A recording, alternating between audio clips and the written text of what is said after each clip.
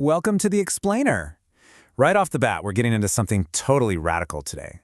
We are exploring a text from 1889 by Prentice Mulford called Thoughts Are Things. We're going to unpack a concept that was revolutionary back then, and honestly, it still is today. Mulford argues that our thoughts aren't just these fleeting, invisible nothings. They're literal, physical forces that actively shape the reality of our bodies, our circumstances, and our entire lives. Okay, let's dive into this. Imagine for a second, what if your thoughts were as real as tangible as the air you're breathing right now, or the water you drink? Mulford flips our whole understanding of reality upside down here. He suggests we are constantly interacting with unseen forces, and that our minds are essentially generating physical matter every single second of the day. Section 1. Material versus spiritual mind. It's fascinating to see how sharply these two states contrast. The material mind? It's completely stuck in the physical. It thinks the body is the whole shebang, accepts getting older and decaying as this tragic inevitability, and just blindly relies on what society dictates. But the spiritual mind? Wow, it is completely boundless. It treats the physical body just like a tool, totally rejects the idea that we have to decay, and sets its own rules for right and wrong. So what exactly is spirit in this context? Well, we aren't talking about ghosts or anything spooky here. Mulford defines spirit as this incredibly active, invisible force. It's the literal engine, the motive power behind all physical growth and decay. It's the energy gluing a tree, an animal, or you and me together for a time. And the absence of that force is what we call physical death. To really make this click, Mulford uses this awesome steamboat metaphor. Picture a kid looking at a steamboat. The kid assumes those massive splashing wooden wheels are what's pushing the boat, right? They totally ignore the invisible, superheated steam inside the boiler doing the actual work. Mulford says the material mind makes the exact same mistake. We obsess over fixing the physical body, totally missing that the real engine for both sickness and health is the invisible mind. And this brilliantly illustrates exactly how the material mind basically sabotages itself. To say a thing must be is the very power that makes it. Think about that. When you look in the mirror and think, well, I'm getting older, my body's inevitably going to break down, that specific belief, that must, is the literal force causing the breakdown. You're practically giving your body marching orders to decay. Section 2. Your true spiritual relations. Okay, Mulford drops a bombshell here. He argues that your biological brothers, sisters, or parents might not actually be your true relatives at all. Crazy, right? He says your true relatives are the people who share your thought atmosphere, this literal emanation of similar tastes and mental habits. In fact, he claims that forcing a superior mind to constantly hang out with inferior minds just because of DNA causes literal physical depression and spiritual starvation. This sets up a dynamic he calls unconscious tyranny. It's a super subtle but incredibly crushing force of unspoken family expectations. The combined mental weight of a family can literally crush a person's individuality. Just the unspoken thought of, mom is getting old, she should really just settle down and watch the grandkids, acts as a steady physical pressure. It literally ages her, keeping her trapped exactly where the family finds it convenient. You really see this tyranny play out in how we care for each other. If you give a gift of the heart, time, money, care, and you do it with absolute joy, you're literally transferring life-giving spiritual power to that person. But gifts of duty? Giving grudgingly just because society says you have to? Mulford says that transfers literal evil currents. Taking care of an elderly parent out of pure obligation starves their spirit and causes mutual harm. Section 3. Invisible currents of thought. Mulford calls these unseen forces thought currents. Basically, they're invisible streams of shared human emotion and focus, and they hit your body like literal electrical connections. Think about it like this.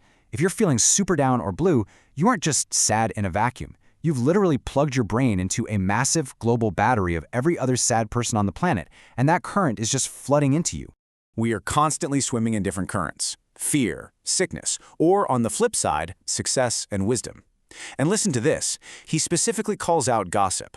Sure, sitting around trashing someone's faults is thrilling. It's as intoxicating as champagne.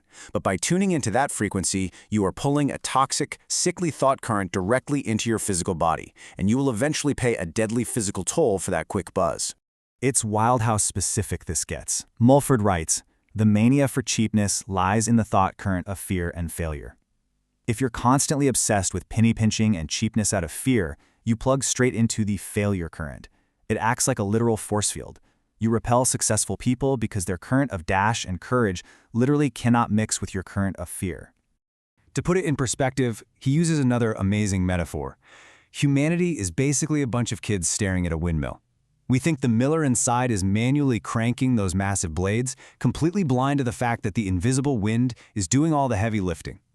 We're just letting these invisible winds of thought push us toward good or bad outcomes because we flat out refuse to admit they exist. Section 4. Courage through everyday deliberation. So, the crucial point is, how do we fight back against these massive global currents? Mulford hits the nail on the head. There is always a bit of fear where there is a bit of hurry. He equates all cowardice with a lack of mental calm.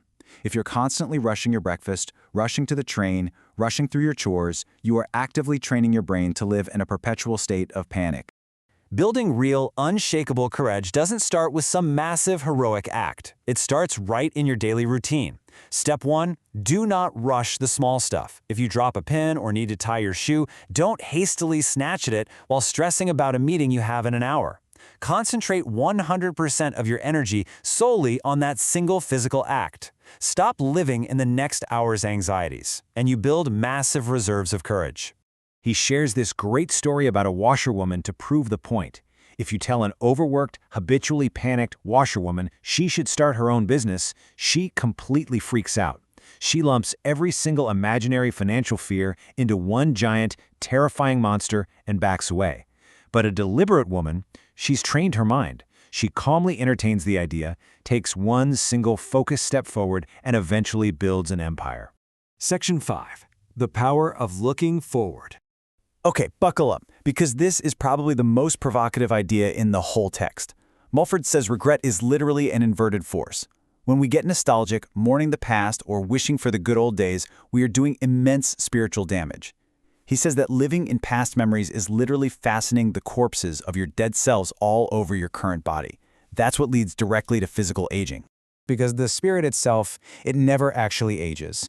Mulford writes, "Youth physically is fresh and blooming because it packs no past sad material remembrances with it. A kid is vibrant not just because of biology, but because they haven't loaded their mind down with regrets, grief, and false limitations yet. We only start aging the second we pick up all that useless baggage from our past." The universe never, ever goes backward, right?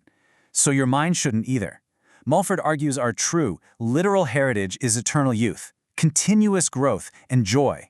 But to tap into that, you have to actively practice looking forward. You've got to drop the material mind's total obsession with yesterday's tragedies. Which leaves us with this final, really powerful question to reflect on. Looking at your own mental habits through Mulford's radical lens, are you carrying the corpse of your past self, completely weighed down by hurry, regret, and the fear of getting older? Or are you actively shedding those limits, taking deliberate steps, and building the spirit of your future? The choice is literally all in your head. Thanks so much for joining me on this explainer, and I'll catch you next time.